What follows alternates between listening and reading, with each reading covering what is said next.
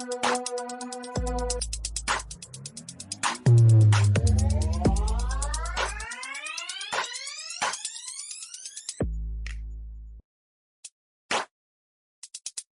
retirement was one of those things, I guess you could say, that just, in some ways, was forced upon me by choice, in many ways too.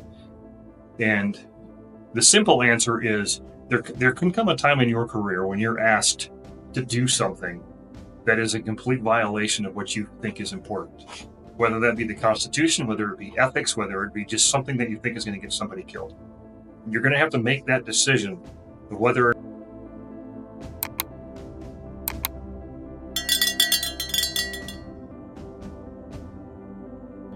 Return to Roots Podcast. Welcome. Today we bring Darin Gaub. He is a retired Army, and he has an amazing story to share with us. And then also, what has he been doing since then? Without further ado, Darin, welcome to the show.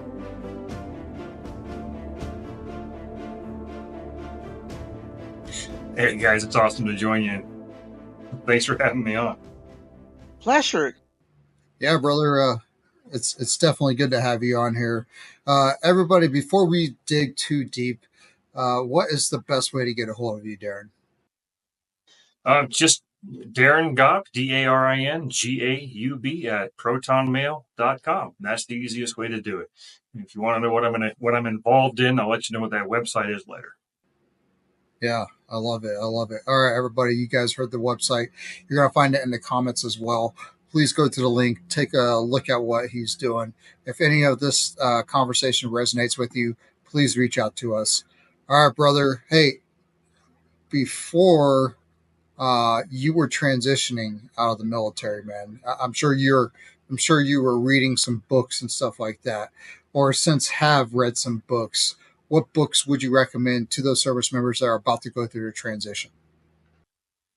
Yeah, and I think it'll surprise you guys that I've read nothing that had anything to do at all with getting out of the military. And in fact, it was in many ways, it was because of the circumstances of how I separated and retired that I read specific books. So I was over in Europe on one of those long tours, and I had been reading a great book called Delivered from Evil. And it's one of the best books about World War II history that I have ever read. And that's why I've read it twice.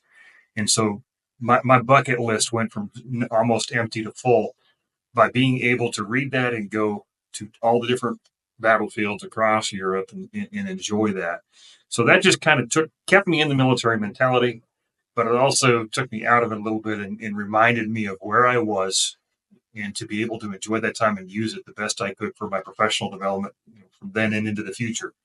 But as I was working my way out of the military, it was so stressful, I guess you could say, between having to move myself. My wife had already moved, having to sell a house and buy a house and renovate a house and all that kind of stuff simultaneously, that I frankly just kind of dove directly into the Holy Bible.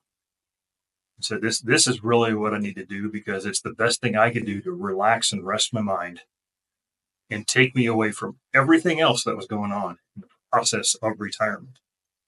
And it did. It worked, because that's what I think the spiritual man is a reality, and sometimes we need to feed it more than we need to feed everything else. Why do you think that is? There are plenty of distractions in the world around us, and there's plenty of things to stress about. And I'm not saying I didn't stress about things. I mean, I'm sitting there trying to sell a house, pack the house, load it up myself, move it from Colorado to Montana in the winter, driving U-Hauls, just the way it all worked out. I've been moving myself for years, but this one was very interesting. And, I could have sat and stewed in that stress every single day. Well, while you're also kind of wondering, hey, what's my disability going to look like? Because I know everything hurts. What's my, pay going to look like? Really, I kind of have a pretty good idea, but you never know with the government. It's the way it works, of course. Am I going to be able to close on this house?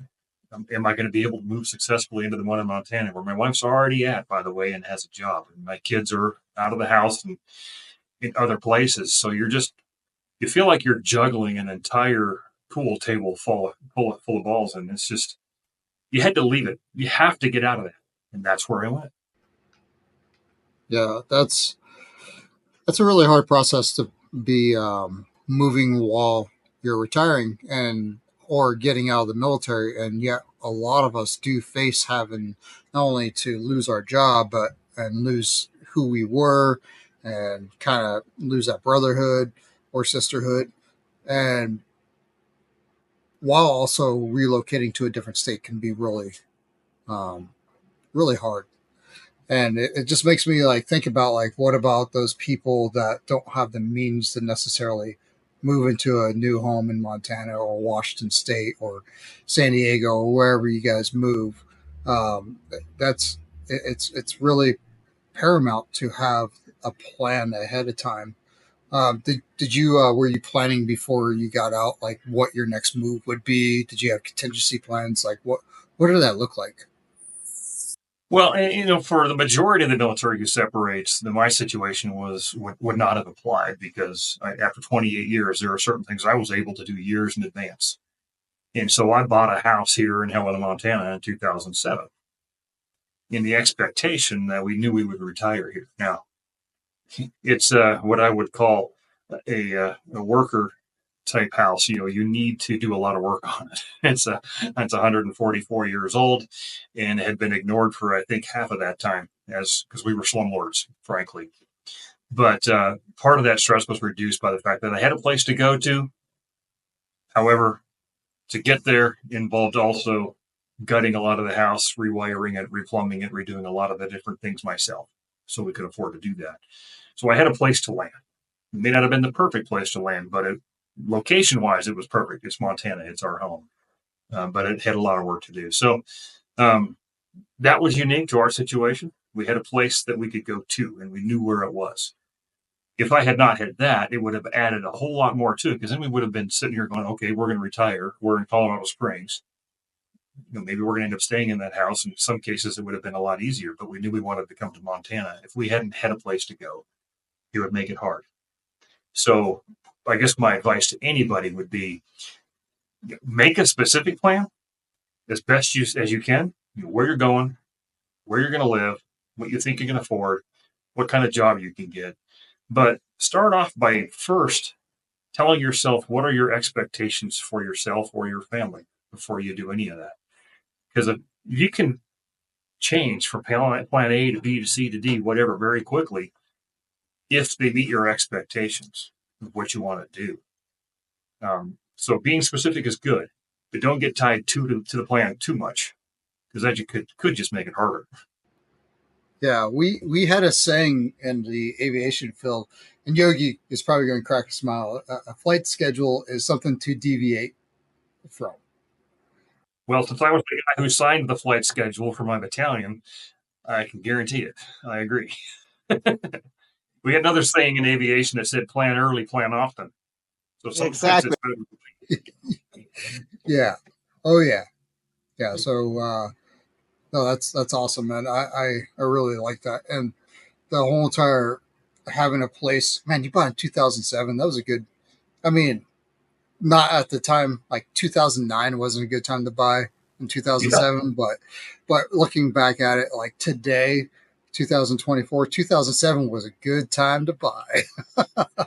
Those Yeah. prices were way less, right? We got the place pretty well.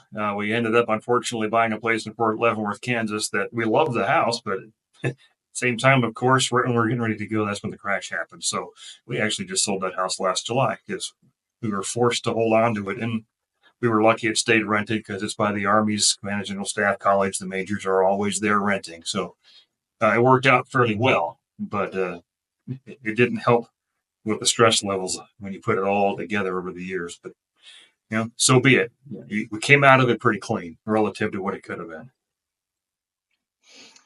So, Darren, talk to us a little bit about your story, right? You started where before you joined the military, and what was your transition like in between the 28 years that you had? Sure, I think that's it's a good story for the transition world because I got to do it a few times. If you fail once, try again. So the beauty for my family is that I'm third generation military. My grandfather was World War II. My dad did 32 years in the Quartermaster Corps of the Army. My brother did 28 years in the Air Force and just retired up here to Montana as well. So I come from that background. And I was moving with my dad and with my parents, and I graduated high school in South Dakota. And the senior year was easy because where was I going? I knew a year before I even started that I was going to Fort Benning, Georgia, and I was going to be in the infantry. And of course, I was going to be Rambo because everybody wants to be Rambo, right? 4 years later, you realize you don't want to be Rambo. You just want to be in a hotel with a nice pillow, but something like that. But I did my infantry enlisted time. It's so true. It is. I mean, I think that's why a lot of the people in the Ranger community or Special Forces end up getting out and they become chefs or they have very interesting diets because this is their time to make up for all that. But it definitely takes a special person to be able to continue to live that hard lifestyle over and over again. And to everybody that's out there that's listening that did a full career in that, like, bravo, my hat's off to you, man. Absolutely. Yeah, it's an unforgiving life, not only physically, but with just relationships and everything else. But those who do it really well. I'm impressed. But, for me, that was when I got out of the Army the first time, it was 1993. And so this, it was pretty easy. I had sworn an oath, to reenlist and go back into the National Guard up here in Montana. And I just left. The transition was sort of here, write your resume.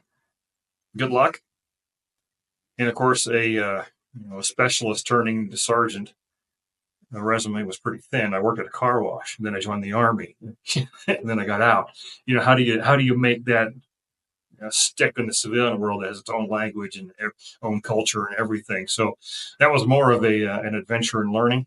I came back to Montana, went to college, and was going to get involved in a business degree, start maybe get into business management type of thing.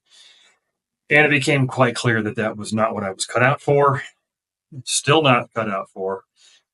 And I walked up into the ROTC section. They looked at me and things I had sewn or I had some stuff on my clothing and various things that made it obvious where I had come from. And they looked at me and said, you look like a great person to be in charge of all the cadets.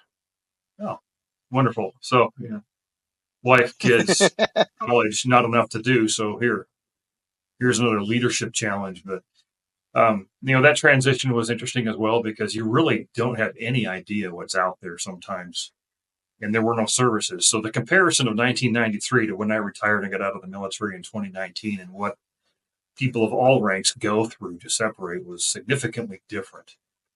It's debatable whether it necessarily is any better because I don't think it necessarily accounts for people's experience and background as well. I'm in the same room with a junior E4,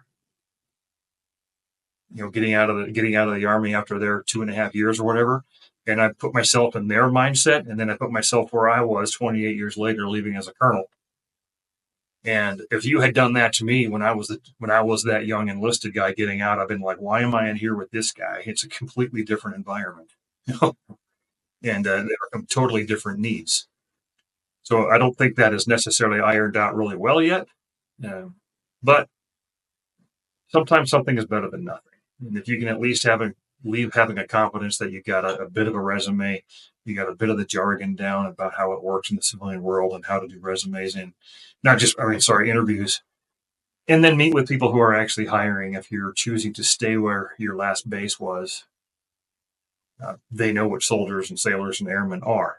They know what you can provide when you're out. And you can practice your interview skills and go from there. So 2 completely different scenarios. One of them was almost non-existent, but made it through it anyways. The other one was probably overkill in 2019, but there are pieces of that I wish I would have had in 1993. So for those leaving now, I would say take advantage of the transition assistance programs that are on your bases. Take away from them what you need. You don't necessarily need it all, but invest in it. And unfortunately, many will suffer the consequences of commands who won't let them go until the last second. And I'm sure you've seen it too. This guy is too valuable. This gal's too valuable, whatever it may be. We're only going to let you go for this for a week because we can't afford you to be gone for 2 weeks or 3 weeks. Well, that's a command issue. And That's unfortunate, but don't be surprised if it happens. And having a plan towards that, right? That would help mitigate any serious hiccups to your transition, right? Because the Mhm. commands they don't really have 100% control over that, because it could also be a manning above the command itself. It could be, for us, it's militant.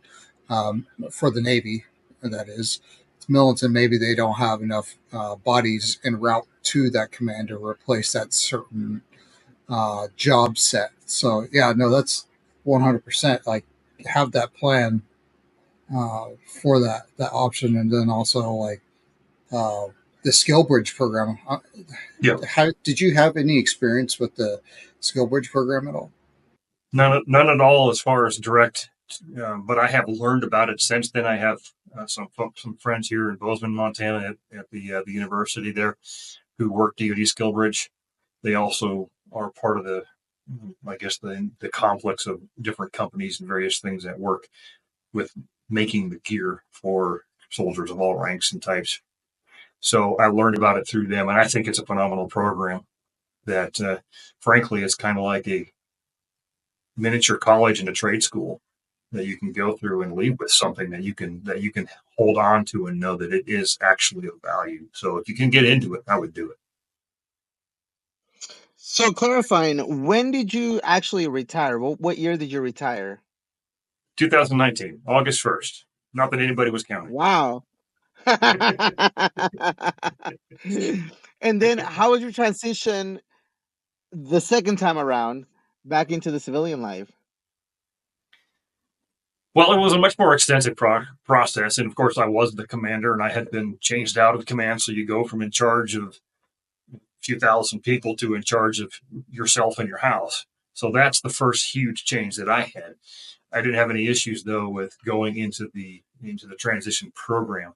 The biggest difference was when I wrote a resume, I actually had to use the front and the back. A lot of different experiences that translated well into the civilian world uh, on paper. And so all of that was improved. Again, I talked about the mix of experience in a room where they kind of put you all together and treat you all the same. That probably wasn't the best, but I was able to take away what I needed and not worry about the other stuff. Anyways, it wasn't a big deal. At least I know now what it is. And I will tell you that the biggest thing that I was warned about that came 100% true was that my resume was packed with a whole bunch of stuff, and I was going to go out into the civilian world, and they were going to look at it, and they were either going to say, "This guy is way too experienced for us. We don't want to hire him on a pay scale that he thinks he's probably worth, even though I'm pretty easy to please," um, or they're actually threatened by the resume and think that you might try to be taking over their job. And so they're trying to, you got to kind of tone yourself down, or you got to reduce your qualifications, or not make yourself look so good on paper. And I'm like, well, I'm just going to put the truth on paper, let it be what it is. And so it did play out that way, though, that most often I was part of the process of go to an interview, get interviewed, because they had to have this many people get interviewed so they could hire the person they always wanted. And that's hard to see and hard to experience, because you look at somebody and go, how did they get it? For example, I was going to go into a state government position overseeing the entire state of Montana's program for unmanned systems, drones, and various things like that. Well, there's about 10 people in the entire country that have the background I do when working in that particular area. And so I interviewed for it, knowing that none of those 10 were in Montana. I think they were a little surprised. When they looked at the resume in the background, they're like, wow. In the end, they didn't hire me because my little insider people told me that they already had the person they wanted anyways, and I was just a number. So Wow. you give up. It just means that sometimes it's not about you or your experience or your qualifications, and you can't always prove that that's what they did, but it's going to happen. So don't be shocked and don't quit because of it. And with all the transitions that you went through, if you could go back and give advice to yourself all the way to the beginning, to where you could say, hey, um, I want to give yourself advice to be successful in the military, the transition, and then joining back in the military, what advice would you give yourself? That's a tougher one because maybe years later you might give yourself the advice to don't do it at all. But yeah, no, I have no regrets. But there are times you're just sitting there going, way down with body armor, people are shooting at you, or things are exploding close around. You're like, why did I do this again? But I think probably the best piece of advice was, advertise who you are, be who you are, show yourself on paper and in person the best you possibly can, and let the chips fall where they may. And then remind yourself constantly that it's not always about you and your experience and your capabilities. And sometimes you are just simply part of the process. And I don't like it, but if you don't know it up front, you can get disheartened and quit pretty quick. So you don't catch a fish if you don't throw a lure in the water. So keep throwing that thing in there as often as you can, because one of those times it's going to work. And it worked for me. I got a job that started 10 days after I retired, formally on paper. And it wasn't high paying. It was rewarding and it suited my skills and it was easy. And that's really all I wanted. And then with that, right? What could you tell yourself if you could go back in time, um, about your experience between being enlisted and being an officer? Would you change it? Would you go back and say, "Hey, from the beginning, I want to be an officer," or would you go through the whole experience of being enlisted, getting out, and being an officer? I wouldn't change it at all. I think, well, I'll tell you part of the story is when I got out of my enlisted time, I came back to Montana, met with a fellow veteran. We became pretty good friends. And I was talking to him about how the officers that I saw and the things that I didn't like and the leadership challenges and all this, whatever you want to call those. And he just looked at me and he says, well, you should go back in and see if you can fix it, not just complain about it. Like, thanks, friend. That's not what I asked for, but all right. Um,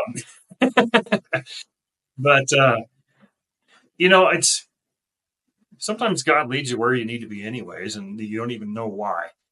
But for a series of circumstances, next thing you know, I'm out on ROTC. I finish ROTC, become an officer, go off to flight school, spend the next 22 years flying Blackhawks and going to a lot of dangerous and bad places and doing dumb things, intentionally or unintentionally, doesn't really matter. But I think what told me that I had made the right decision was walking into a platoon in South Korea. And you've got half of the platoon is warrant officers and half the platoon is enlisted, crew chiefs and various other things. And they look at you and they're going to eat you alive because you're just a lieutenant. And most of the flight school lieutenants in the Army come from West Point and they have no background other than West Point. So they're easy to eat alive. Well, I come walking in with a certain amount of things on my uniform that were sewed to it that let them know that I was not one of those guys. And the way they treated you, the way they respected you, was worth every bit of the enlisted time. On the flip side, though, having that enlisted time when I became an officer meant that I knew fully what I was asking of people and did my best to avoid shoving stupid things down their way and filter that out the best I possibly could. And that helped with people when they respected you, because I'm not coming up with just random stupid things for them to do, because I've been there. I've scrubbed the proverbial tile floor with a toothbrush. Actually, for me, it was within the first week of my first unit, I was thrown into a dumpster and told to clean it with a spray bottle and a wire brush. So what was the point? So I would do it again the same way. It's I think it's better for the military in general that officers have the perspective of the enlisted, regardless of how you get it. I like that. Yeah, I do like it, and I think it's we definitely need more enlisted personnel to continue to join the officer ranks in every branch, and also um, senior enlisted as well, because it brings a whole entire different dynamic of thinking and just like we need those people that are junior to join that essentially give a whole entire fresh new perspective. So it's really important that we have those people in there. Yeah, I agree. It's I mean, it also helped me with when I had the command. I had a command sergeant major, and our relationship was built a lot based on not only because of my officer experience by the time I'd done 20 years and got put in command and stuff, but I looked at a command sergeant major and I knew what that command sergeant major could do for me, what he could do ultimately, even more importantly, for the unit and our readiness. And I didn't get into his lane or get into his business. So I was blessed with phenomenal command sergeants major. And it was only helped by being an enlisted guy. It certainly wasn't hurt.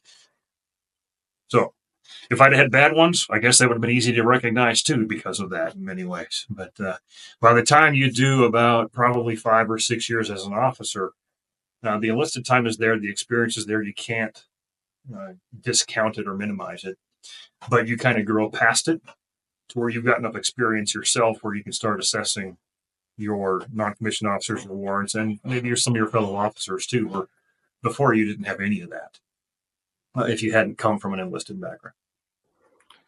Show me a successful officer, and I'll show you a highly skilled and ready senior enlisted force that's right behind that officer. But it's definitely, if you have a really awesome officer, you have an awesome enlisted group right behind them, backing them up, building them up, and reinforcing each other. Yeah, 100%. Yep. My command sergeants major were irreplaceable. And the best thing I could do with them was give them a little bit of guidance, wind them up, and let them go and stay out of their business. If you want to succeed, that's how you win. Beautiful. What advice would you give a aspiring, someone that just joined enlisted member that, they always want to pursue their future goals, right? And the easiest thing is, well, I want to be an officer or I want to be a senior NCO. What advice would you give them to pursue that dream? Well, first of all, I'd ask some questions of themselves about which one of those do you want to be, and it's not a question of value because our Army is unique in how it trains and utilizes its NCOs, specifically its senior NCOs, and grows them into those positions. And the way we empower them in the U.S. military is completely unique across the world, and it's taken foot in many European nations as well. So I guess I would ask that person kind of what their motivations are to do either one of those two, and then what do they want to interact with the most. As an officer, you're going to interact with different people than you will as a senior NCO on a daily basis, and how you look at things. What kind of problems do you want to solve? Okay. Both are rewarding, but as an officer, I'm not going to solve NCO problems, and that NCO doesn't want to solve my officer problems. And those are completely different things often. In the officer realm, of course, we're going to be stuck in these worlds where there's a lot more politics, I guess you could say, than there sometimes is leadership. And a lot of people don't want to join that. But they want to stay with soldiers in the senior NCO ranks, which you can go, as you know, all the way through an entire career and never leave a world where you're surrounded by the soldiers, sailors, airmen, or Marines on a constant daily basis. You never go into those senior staff positions, or you never disappear into the bowels of the Pentagon, or whatever that may be. So I would ask them which kind of world they want to live in first. And then I would also emphasize the fact that it's not a question of one of them being more valuable than the other, because they're both extraordinarily valuable and necessary. And I wouldn't judge them either than one of those decisions. If they say they want to be an NCO, say, okay, awesome. And then I would go find a senior NCO and drag them in there and say, talk to this guy or gal.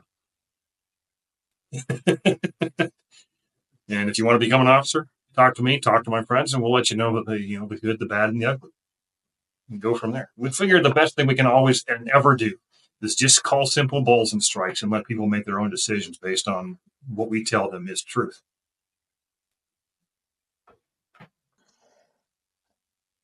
I wanted to ask you, So you went through all those changes. You had all this experience. You had amazing background. Um, what is the thing that you miss the most about being in the service? And then also, while you're doing that, I think I want to shed a little bit more of what led you to retiring. You mentioned that it was a very unique reason, and I think that's very important for our audience to grasp and understand that. Well, uh, my retirement was one of those things, I guess you could say, that just in some ways was forced upon me by choice in many ways too.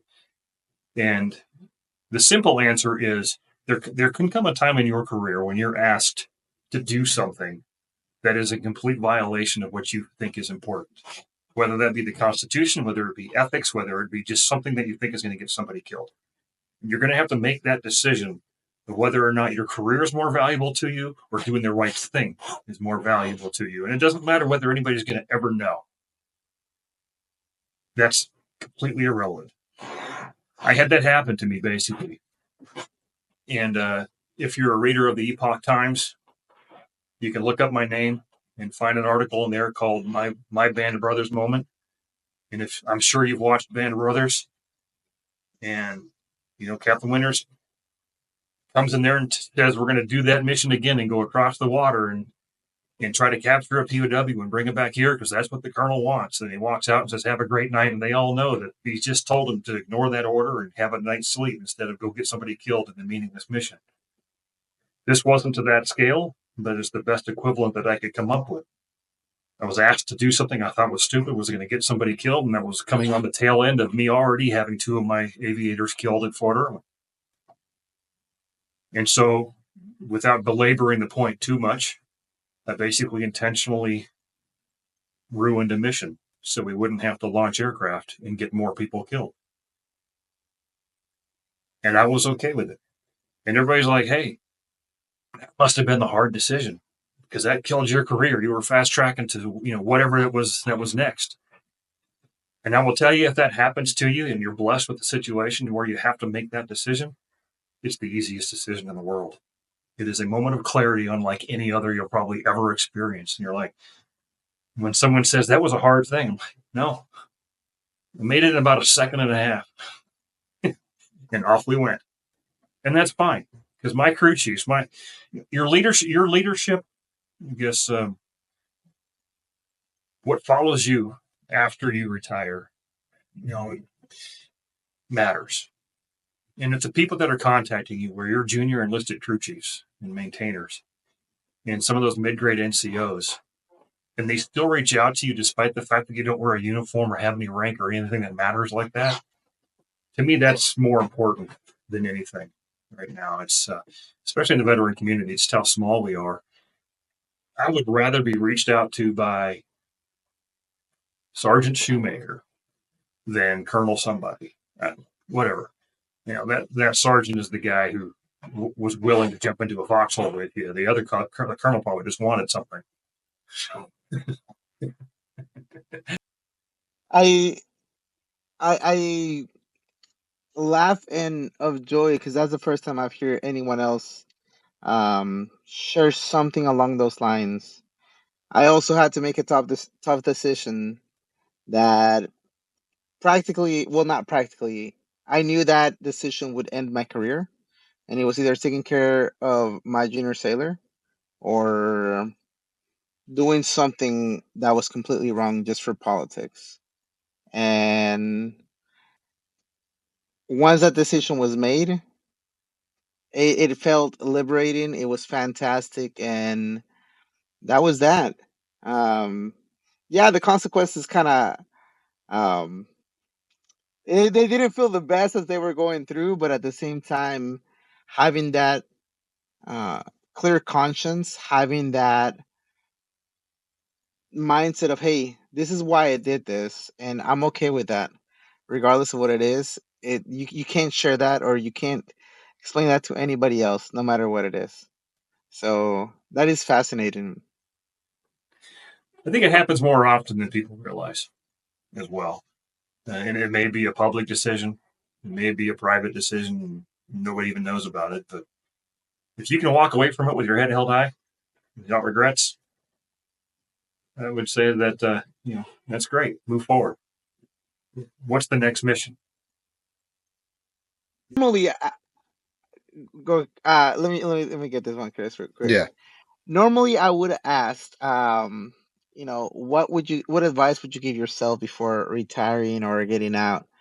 But I think honestly, and correct me if I'm wrong, but making sure you're making the right decisions to take care of yourself and the people around you, I think that would be advice enough, regardless of whatever comes. Absolutely. Hold your family close if you have one, regardless of whether it's parents or wife and kids or, whatever. If you can hold that close, everything else will figure itself out over time. But don't lose the family. Beautiful. Speaking of missions, man, when you got out, what did it take for you to find your purpose? Like what you're doing with Restore Liberty? Yeah. Well, unfortunately, what it took was a rapid onset turn towards Marxism in this country. Uh, Sadly enough. So uh, I wish the things that gave me purpose with regards to Restore Liberty and the Global Veterans Coalition didn't exist. But if I don't create the problem, but I have somewhat of a solution, then I'm going to be part of the solution, regardless of what it is. So my first job after I got out of my retirement was actually doing military funeral honors for veteran funerals across the state of Montana, which is partially a result of my enlisted time where I was in Arlington Cemetery. So I did that.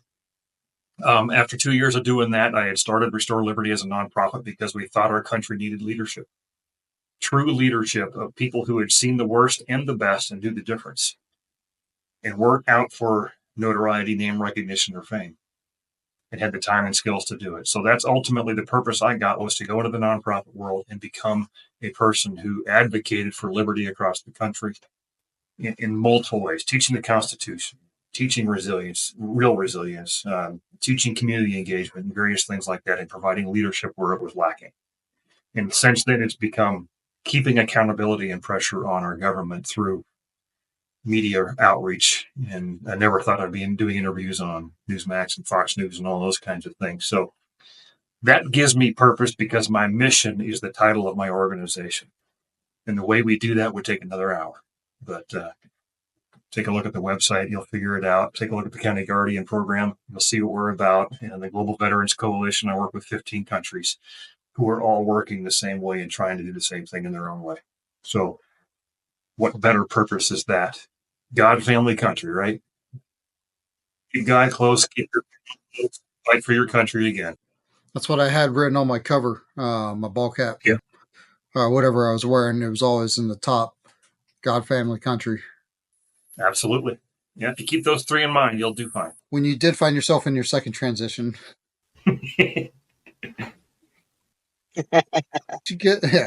how did you get into the right mindset of that transition? And what was the difference between 1993 and 2019? Now, the biggest difference was just sheer experience that I had gained over the years. That was probably the biggest thing. I mean, I could get into all the little things about the transition assistance programs and stuff and SkillBridge, but ultimately it was that I had much more confidence that I would get out of the military this time and actually have a job because it translated over well. Now, I still had to learn how to speak civilian, and I think we all understand that. So that was the biggest difference, ultimately, was personal experience and the ability to advertise. And I gained a lot more confidence in speaking in front of groups and in a variety of things like that. So I guess that's probably the biggest thing. I'd also learned that the keep the priorities and don't overthink it. Yeah. Have a plan, but don't become so wedded to whatever you think is going to be the plan that you forget to or fail to take an opportunity when it arises that you may not have seen coming at all. So Focus on plan A, whatever that is, but keep a really wide aperture and keep looking because you don't know what's coming. It could be something phenomenal and you don't want to miss it. That was one of the things for me. So I tried not to overthink the transition. Build the resume, go into terminal leave, get home, and then start focusing more on the job a little bit later. And I had that ability, fortunately, with a retired colonel salary and 100% disability. I lapped 100% 3.5 times. So that situation dictated a little bit about what I could do. Some may not have that option, but you still shouldn't overthink it. Throw that lure in the water as often, as frequent as you can, and remind yourself that loyalty is different on the outside than it is on the end, too. Just because you go to a company and start a job there doesn't mean you can't jump 6 months later. That's not how we are wired in the military. We have a loyalty issue, and sometimes it works against us. But in this case, willing to hit that opportunity if it comes to you, and don't worry about the company you're working for, because ultimately what you are is a person filling a need, and they may love you. But if they're not willing to pay you more and do the things that you want to be able to do with your life, and the other one job will do it, and hit it that way. And shake the dust off your feet and keep walking. Yeah, brother, perfectly said. And before we roll out, brother, is there anything that you really want the Mil2Vet tribe to hear? Don't be surprised how you find your purpose and where you find it. Okay? Because if you think your life's on a certain trajectory after you get out of the military, I'm here to tell you that you're going to be completely shocked when the reality comes back that it could go an entirely different direction. And I'm living proof of it. I'm sitting here doing things on a daily basis that I never anticipated.